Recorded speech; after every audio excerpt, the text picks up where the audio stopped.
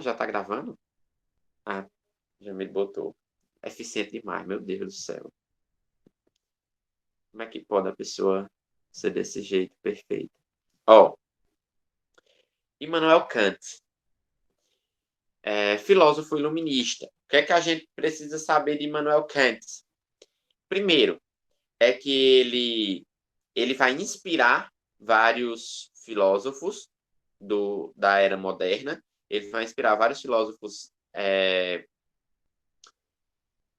da Alemanha, como Fichte, Hegel, Schopenhauer. Ele escreve o livro O que é Iluminismo, onde ele vai explicar um pouco do iluminismo. Ele é muito conhecido porque ele tenta conciliar coisas que aparentemente são inconciliáveis, que é a filosofia empírica de Hume, Locke e o racionalismo de Descartes e Leibniz. Então, assim, ele tenta fazer o que ninguém nunca tentou e ninguém nunca achou que pudesse acontecer, que é justamente conciliar empirismo e racionalismo. Outro ponto que a gente precisa diferenciar é a ilustração da iluminação, maioridade da minoridade, o que é que ele quer dizer com isso, que é o que o Enem mais ama cobrar, a relação de espaço e tempo, sensibilidade e entendimento, e a crítica à razão pura, e entender um pouco do juízo. Primeiro, ele tenta conciliar as duas filosofias. Como? Ele faz uma crítica à razão e uma crítica ao empirismo. Qual foi a crítica que ele fez ao racionalismo? Primeiro, ele disse que sem o conteúdo da experiência, os dados, eles sem você ver, o conceito ele não existe.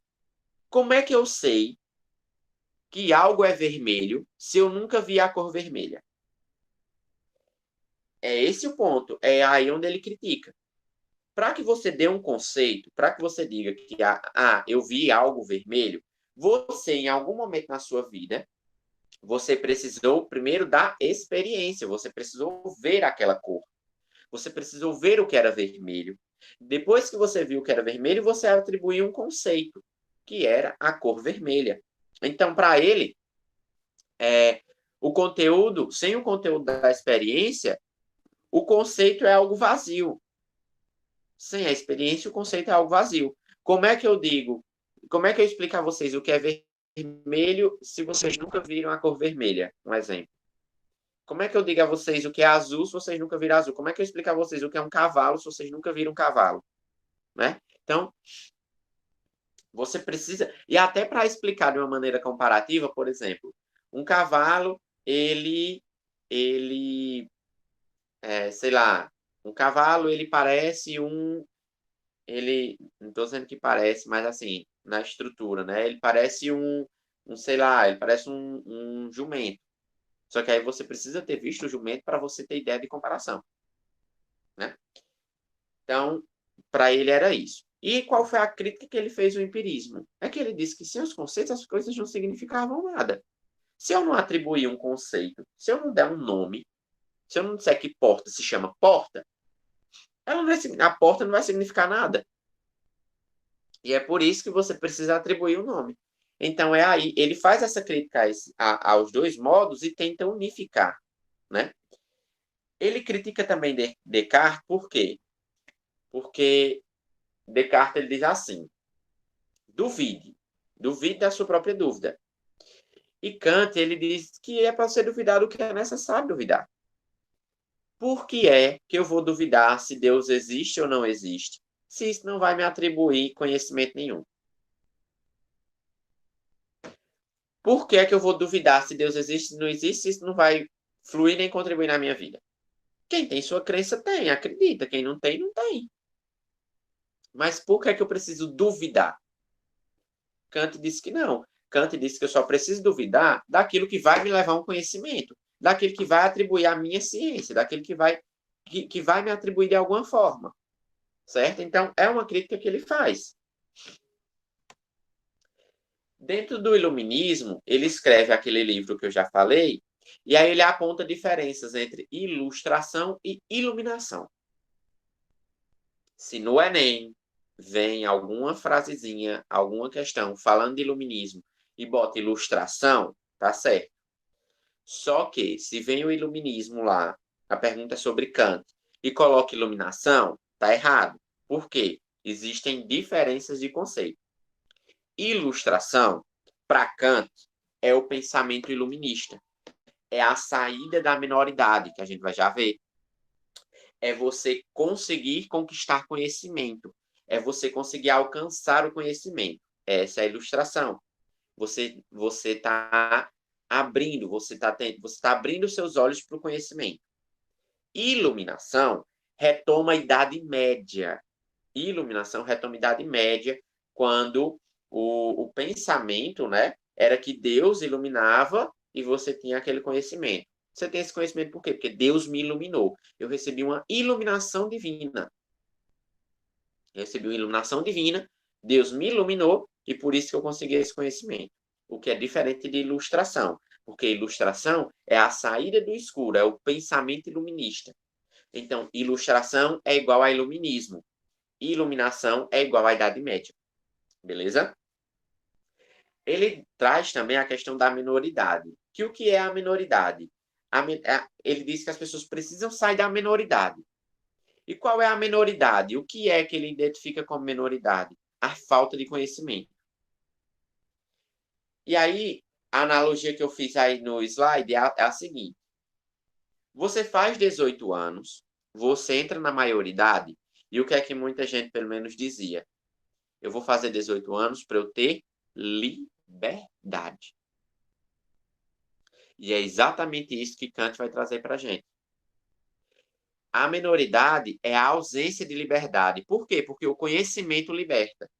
Então, para Kant, as pessoas precisam sair da minoridade. As pessoas precisam sair da falta de conhecimento e precisam sair da escuridão e precisam conhecer. Precisam alcançar a maioridade. Precisam alcançar a liberdade de conhecimento. Porque o conhecimento liberta. Então, você precisa sair da minoridade, porque saindo da minoridade, você passa a maioridade, você ganha liberdade. Por quê? Porque o conhecimento liberta. É isso que Kant traz, essa questão da minoridade. A minoridade é a saída da escuridão. A minoridade é a saída da ignorância. Quando ele diz que você tem que sair da minoridade, ele está dizendo que você precisa pensar, você precisa conhecer, você precisa estudar, você precisa você precisa ter domínio do pensamento. Você precisa raciocinar. É isso que ele quer dizer. Por quê? Para poder se libertar. Beleza? Então, essa é a diferença. Isso é a minoridade. Saída da minoridade é saída da ignorância até o conhecimento. Porque você precisa ser livre. E a única coisa que te torna livre é o conhecimento. Kant ele também aborda uma questão de espaço e tempo que é muito interessante. Por quê? Para ele, o espaço é a forma no sentido externo, certo? As coisas, elas precisam acontecer dentro de um espaço, porque senão elas simplesmente não acontecem. Para ser real, tudo precisa acontecer dentro de um espaço. Exemplo, eu estou sentado numa cadeira dentro do quarto. Então, significa que eu estou dentro de um espaço. Né? E ele traz também a questão do tempo, que as coisas, tudo que existe, tudo que existiu e tudo que existirá, precisa de um passado, de um presente e de um futuro. Precisa dessa relação temporal. Então, é isso que ele traz com essa relação de espaço e tempo. Espaço, tudo que existe precisa estar em um espaço. Tudo que existe. O planeta Terra existe, está no espaço. Está. Qual é esse espaço? Sistema solar. O sistema solar está onde? Na galáxia. A galáxia está onde? No universo. E é por aí afora. Tudo que existe precisa estar no espaço. E tudo que existe, ele precisa ser avaliado numa condição temporal. Existiu, existe e existirá. Passado, presente e futuro. Exemplo. Vejam essa sala de aula com as cadeiras. As cadeiras, elas estão dentro do espaço que é a sala de aula, certo? Agora, a gente vai retirar as cadeiras. Vamos deixar só a sala de aula. Deixou só a sala de aula. Veja, as cadeiras estão no espaço. Que espaço é esse? A sala de aula. Eu retirei as cadeiras da sala de aula. A sala de aula deixou de existir? Não. A sala de aula continua aí. Ela é um espaço. Só que agora eu não vou tirar as cadeiras. Eu vou tirar a sala de aula. Vou deixar só a cadeira. Deixando só a cadeira sem espaço, você tem ideia de quê? Que ela está flutuando, ou que ela está numa amostra, mas ela não é real. Por que ela não é real? Porque ela não está no espaço. Recapitulando. Sala e cadeira. Se eu tiro a cadeira, a sala continua existindo. Porém, se eu tiro a sala, não tem como existir a cadeira sem a sala. Porque essa cadeira vai ficar onde? Num espaço extraterrestre, num mundo paralelo? Se você tira o espaço, a cadeira fica onde? No mundo paralelo? Fica em outro universo? Fica no mundo inteligível de Platão? Onde fica? Não existe. É isso que Kant traz nessa relação de espaço. Kant ele aborda justamente isso, que a relação de espaço com tempo é justamente essa. Precisa-se de um espaço. Se não existir o espaço, as coisas não têm como existir, que elas não vão simplesmente... Até se uma cadeira que flutue por mágica no céu, ela está flutuando no espaço, que é o céu. Certo? Então, as coisas para existirem, elas precisam de um espaço. Não tem como você botar algo sem ser em algum espaço. Porque se você fizer isso, você está criando um mundo paralelo, né? Então, foi isso que Kant associou. Ele traz essa questão junto para dentro dessa outra questão agora. Ele traz o espaço e tempo para dentro desse conceito de sensibilidade e entendimento. O que é sensibilidade? O que é entendimento? É a conciliação do empirismo com o racionalismo. Sensibilidade é o meio pelo qual os objetos são dados pela intuição. Ou seja, a sensibilidade é como eu consigo definir as coisas através da minha intuição, do meu sentimento, da minha relação de espaço e tempo. Enquanto que o entendimento é o conceito que eu vou atribuir a essas coisas. Eu tenho minha intuição, eu aprendo, e aí eu vou atribuir um conceito. E aí qual seria a correlação? As coisas, antes de tudo, elas estão presentes no espaço e no tempo. E, a partir daí, elas ganham algumas características. Né? Elas vão ganhar algumas características. E essas características, elas são perceptíveis nos sentidos. Então, essas características dessa coisa, por exemplo, esse copo tem características. E essas características eu vendo essas características, eu vou poder classificar isso como um copo. Então, ele correlaciona de que maneira? De que as coisas apresentam uma característica. E essas características particulares, esses adjetivos, eles podem ser classificados. Eles ganham um conceito. E o conjunto deles vai formar alguma coisa. O que é que me faz definir que isso aqui é um livro? Ah, porque ele tem capa, página e conteúdo. Certo. A partir da minha intuição, eu sei que isso aqui é um livro. Só que aí, para eu definir que isso aqui é um livro, eu tive que definir a capa, as páginas, tudo. Certo? Então, eu preciso dessa correlação de sensibilidade e entendimento. Eu preciso da correlação de intuição, eu preciso saber o que é e eu preciso saber classificar. Eu preciso saber dar um conceito para aquilo. E aí, já para encerrar a aula, é bem rapidinho, como eu disse a vocês,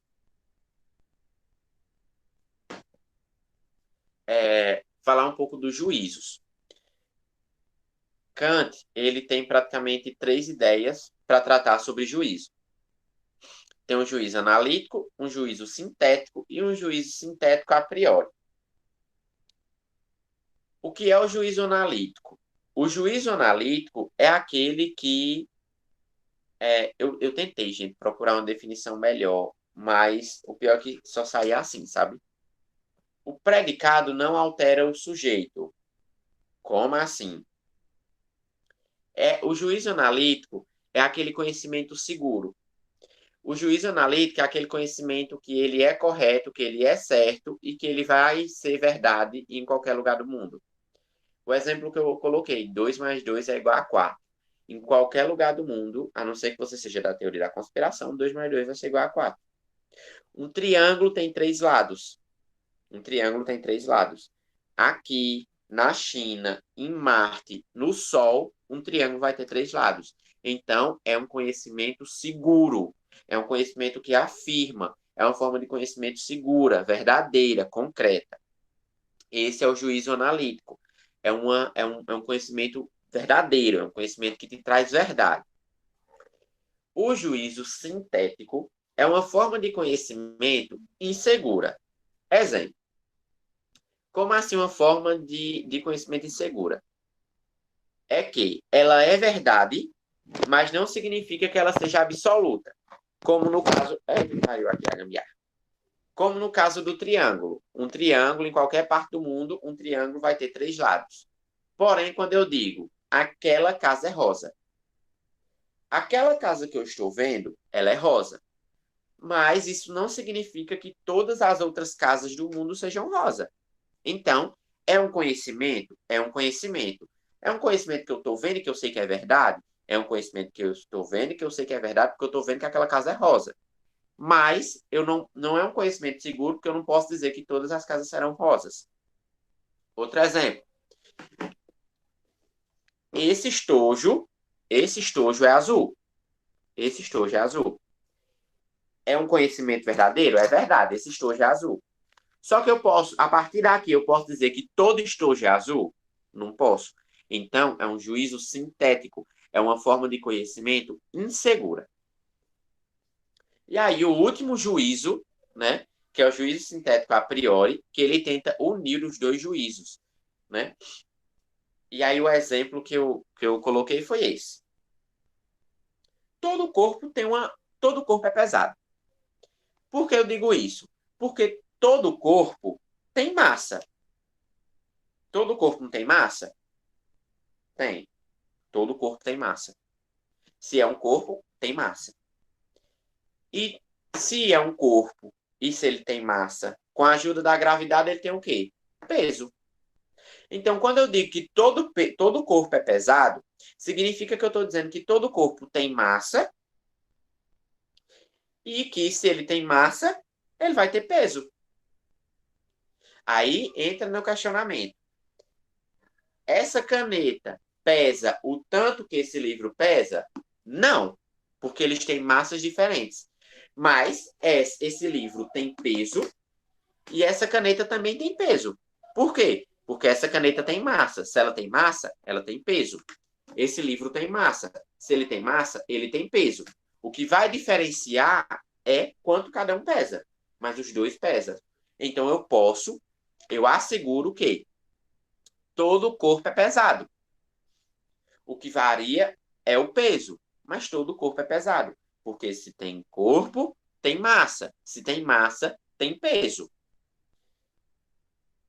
Exemplo, eu tenho minha massa e tenho meu peso. Esse copo tem a massa dele e o peso dele. Nós dois somos corpos, nós dois somos matéria, nós dois temos massa. Então, nós dois temos peso. Porém, o meu peso é maior do que o dele, e muito. Né? Então, é essa a atribuição do juízo sintético a priori. Lembra sempre do exemplo que você vai entender o que significa. Ele relativiza os outros dois. Juízo analítico, conhecimento seguro, é verdade em qualquer lugar do mundo. Juízo sintético é um conhecimento, só que ele é um conhecimento não tão seguro. Por quê? Porque ele não atribui um poder geral. Ele não pode ser generalizado. E juízo sintético a priori, ele tenta unir os dois juízos, como o exemplo da massa que eu dei. Tá certo? Bom, gente, então, a apostila de Kant também está bem completa. O que é que o Enem cobra sobre Kant? Cobra juízos? Não. Cobra sensibilidade e entendimento? Muito difícil. Cobra a questão da relação espaço e tempo? Muito difícil. O que é o preferido do Enem cobrar de Kant? Essa parte do iluminismo. Essa parte da maioridade, da saída da minoridade para a maioridade. Essa saída para buscando a ilustração, buscando o conhecimento, buscando o saber, esquecendo o pensamento tradicional. Ok, pessoal? Bom, gente, então era isso. Vou encerrar aqui a gravação, tá?